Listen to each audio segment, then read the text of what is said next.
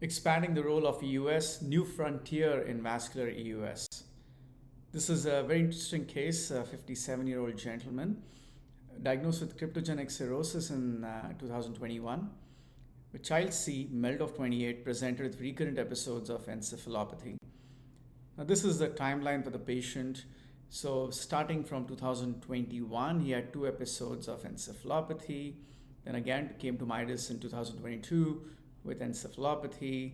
Then again late 2002, early 2023, another 2 times episode. And then again in October 2023, then again in May 2024, and then again in June 2024. So he had probably 10 or more episodes of encephalopathy requiring admission. Did not have any improvement despite taking lactulose, rifaximin, and branch chain amino acids. A CT scan of the abdomen was performed. And you see the kidney, spleen is identified, and a large venous structure is identified, which was a linorenal shunt connecting between splenic vein and a renal vein. This was the illustration explaining the shunt, which you can see connecting the left renal vein with the splenic vein, which was causing the shunting of blood from the portal circulation to the systemic circulation, and therefore the patient had recurrent episodes of encephalopathy. At baseline, hemoglobin was low at 9, some thrombocytopenia with platelets of 65,000.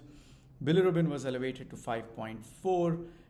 The INR was also high, 2.3. Renal function was okay. Upper GI endoscopy showed eradicated varices from before. So we discussed options including liver transplant, but the patient denied.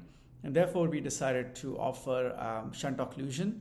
IR versus EUS was explored, and we decided to proceed with an EUS-guided shunt occlusion.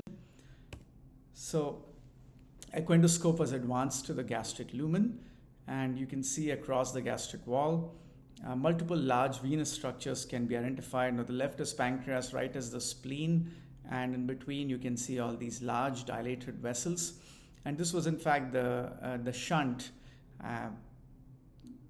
We measured the velocities in the shunt, which were in the tune of about 15 to 20 centimeters per second, consistent with a venous shunt that you would expect. As we zoom out, you can see this tortuous shunt, and at the bottom of the screen, you can see the left kidney with the renal vein and the shunt communicating between the splenic vein and the renal vein. The scope was moved and a suitable window was identified. A 19 gauge needle was then advanced into the shunt, and initially a 12 millimeter coil was deployed successfully. You can see this on the X-ray image, and then subsequently another 12 millimeter coil was then advanced and deployed.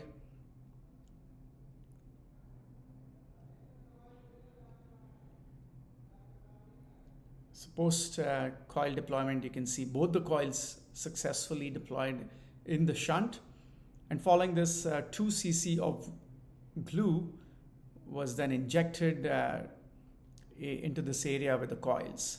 So the idea was to have the coils behave as a scaffolding and prevent the glue from getting embolized. And the needle was pulled out, and you can see now the coil and the glue are nicely in place. A glue cast is formed instantly, and it's adherent to the coils. Now we measured the flow velocities in the vein just proximal to this, and they had reduced to about 5 to 7 centimeters per second, and we decided to put another 2 cc of glue in this area, where you can see that's the glue being injected successfully there. And now you can see on Doppler the velocities distally near the kidneys, in the shunt in the linorenal vein. Distally you can see the velocities really down to about 3 to 4 centimeters per second. Post procedure, the patient developed hemoperitoneum because of severe coagulation disorder, with requiring multiple units of blood transfusion, and we corrected the coagulopathy. There was ascites requiring therapeutic paracentesis with removal of 3 liters of fluid due to increase in portal pressures in a decompensated liver.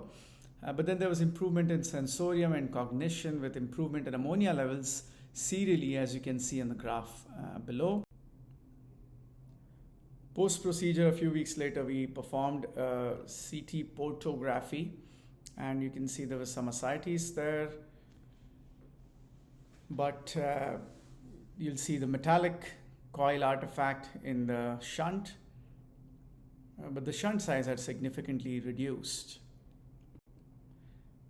Patient about 8 weeks later had an episode of transient encephalopathy, which resolved within 4 hours. He was doing well. The bilirubin has not increased, remains at 4, and ascites requiring once a week diuretics. So significant improvement as well on that front.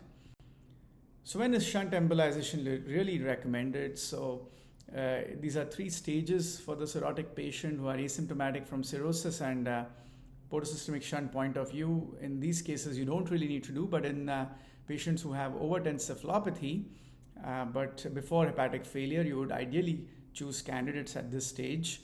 But further out, when there is both hepatic failure and shunting, which results in recurrent encephalopathy, and there is portal vein thrombosis or significant jaundice, those are ideally not great candidates because they should be ideally should undergo liver transplant. So thank you.